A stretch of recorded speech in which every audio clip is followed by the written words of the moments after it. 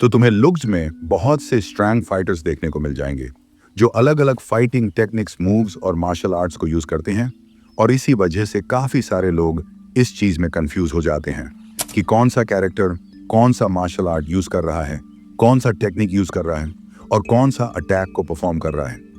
And तुम्हारी इसी problem को फिक्स करने के लिए मैं तुम्हें लुक जम के सभी पावरफुल कैरेक्टर्स के फाइटिंग स्टाइल को एक्सप्लेन करने वाला हूँ। एंड यार, इस टॉपिक को मैं 4 से 5 पार्ट में कवर करने वाला हूँ, क्योंकि लिटरली लू जम में बहुत सारे पावरफुल कैरेक्टर्स हैं और उन सभी के फाइटिंग स्टाइल को एक वीडियो में कवर करना काफी ज्यादा मुश्किल है। सो इसीलिए जो आगे पार्ट्स आने वाले हैं उन्हें देखने के लिए चैनल को सब्सक्राइब कर लेना। एंड नाउ चलो अब बिना कोई बकवास किए वीडियो में आगे बढ़ते हैं। सो चलो अब सबसे पहले बात करते हैं अपने legend of first generation James Lee की। जेम्स ली अपने फाइट्स में मेजरली इनविजिबल अटैक्स का यूज करता है और उसके ये इनविजिबल अटैक्स इतने रेयर हैं कि पूरे लुक्स में से सिर्फ 3 लोग कर पाते हैं, जेम्स ली एलाइट और सीनू हान।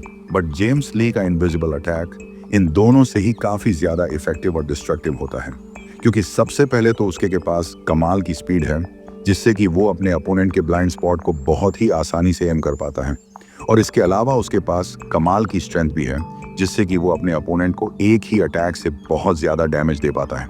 जेम्स ली की जो सिंह जिया के साथ फाइट हुई थी उसमें हमें ये बताया गया था जेम्स ली ने स्पीड, स्ट्रेंथ और टेक्निक इन तीनों के ही थ्रेश होल्ड को ओवरकम करके इन तीनों में ही ट्रू मास्टरी पा चुका है। चलो अब बात करते हैं डेड वाइट घोस्ट गन। पार्की सोगन अपने फाइट्स में बहुत से मार्शल आर्ट्स को यूज करता है।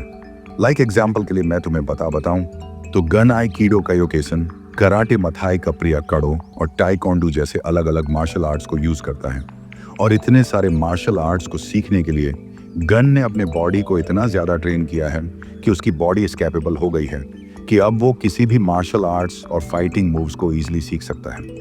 एंड गन ने एक बार ये भी कहा था कि उसके साथ ट्रेनिंग करने के बाद लिटिल डेनियल की बॉडी इस लेवल की हो गई है कि लिटिल डेनियल किसी भी फर्स्ट जनरेशन के किंग्स के मूव्स को कॉपी कर सकता है, इवन की टे सोमा की हार्ड फिश टेक्निक को भी।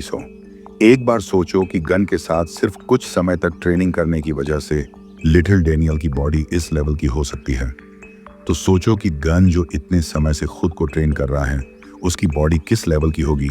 ज्यादा सोचने की जरूरत नहीं है, तुम लेटेस्ट चैप्टर ही उठा के देख लो जब युसंग अपने घुटने से गन के हाथ पे अटैक करके उसका हाथ तोड़ देता है, तो उसके साथ साथ युसंग का घुटना भी टूट जाता है।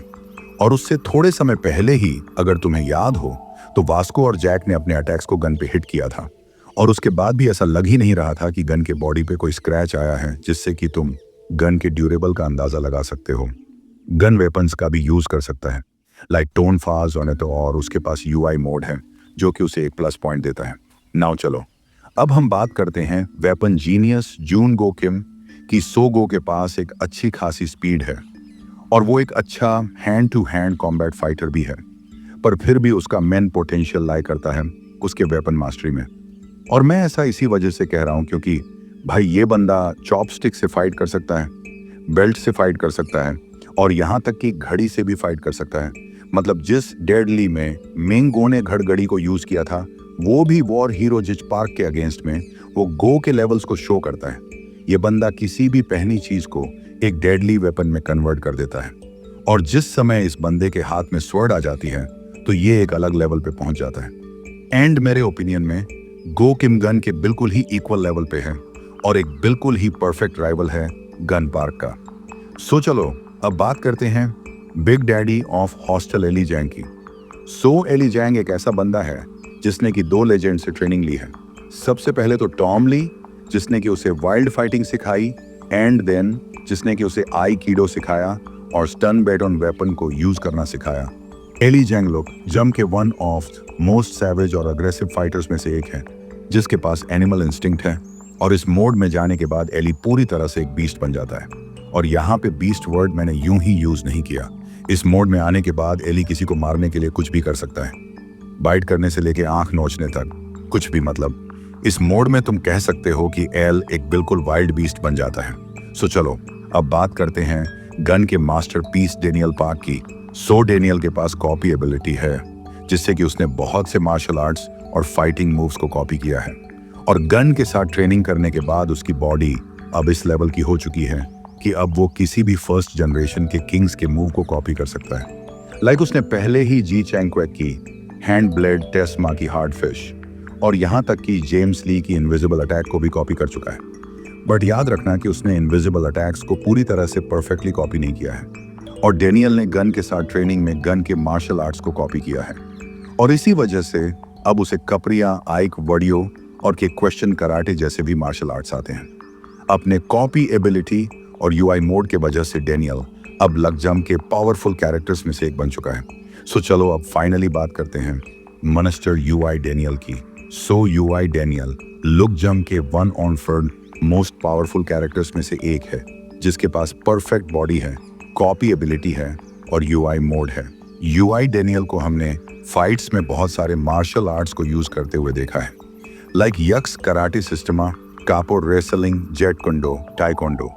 और इसके अलावा उसके कॉपी एबिलिटी के वजह से उसके पास मैनेजर किम की CQC जी चंग क्वेक की हैंड ब्लेड जेम्स ली की इनविजिबल अटैक और यहाँ तक कि उसने जिनेंग पार्क से गैप यम किम के भी स्टाइल को कॉपी कर लिया। इसके अलावा जो यूआई डेनियल की स्पीड है वो बहुत ही फास्ट है क्योंकि जब दोनों ही डेनियल अपने यूआई मोड में फाइट कर रहे थे तब उन दोनों की ही स्पीड इतनी फास्ट थी कि जैरी कह रहा था कि वो उन दोनों के मूवमेंट को देख ही नहीं पा रहा है और उसके पास कितना स्ट्रेंथ है और उसके अटैक से कितना डैमेज होता है वो तो तुम्हें पता ही है।